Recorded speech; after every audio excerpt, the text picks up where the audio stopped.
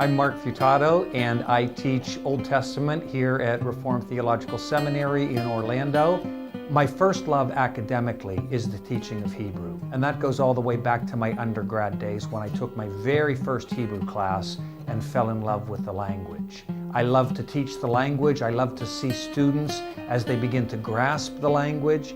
I love to watch as students begin to grasp the significance of the language for their own study of the Bible and for how their study of the Bible becomes much more precise and much more profound when they are lifting the veil, so to speak, and getting in contact directly with the text in Hebrew. One thing is clear when you look at God's revelation from Genesis to Revelation, and that is that whenever really big things happen in the history of redemption, there's music, there's poetry. For example, when the man meets the woman for the first time in the Garden of Eden, we have the first poem. At the time of the Exodus, we have poetry. During the height of King David's reign, we have poetry. When Christ comes, we have poetry.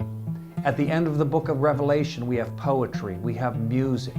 And I think part of the reason for this is that God not only wants to engage our minds and our wills, but He wants to capture our emotions as well. And music and poetry have a way of capturing the heart. They have a way of capturing the mind. They capture the will. They capture the emotions. They capture the intellect. And so I believe that God has put a lot of His revelation, for example, the whole book of Psalms, in musical poetic form because it captures the whole person.